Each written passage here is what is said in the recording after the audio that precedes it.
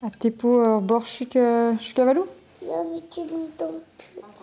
En timman, vez komzet brezhoneg eb ken. Abaoe ganedig ez o mer enna a Oregon, o deus Lucia Jorfek hag e goaz, dibabet lakat buez ar famil, da dreiñ e yez o zud koz. Oui, je savais ur plat e brezhonek ar relez. Pal a oa derel gant ar vue e brezhonek ne ar vugale da eul evel justia.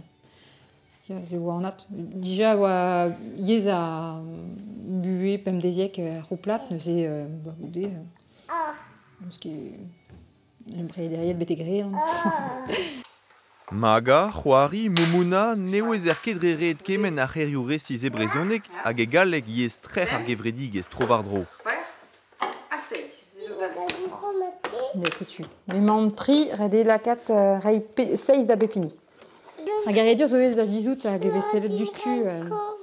Ya, geula ez renko. Hag non un pep diesan zo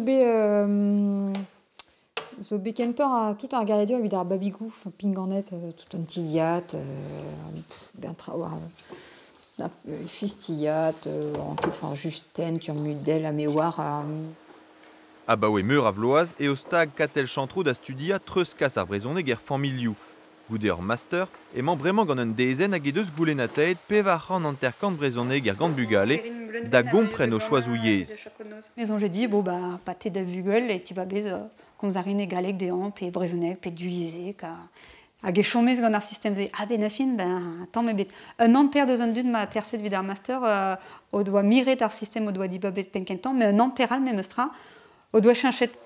Gant klas kerienal deus Catalunya pe Iverzon e vo katel chantro en oriant vid daoz hervez studi var dem treuzkas ar yezhoù minoreleit.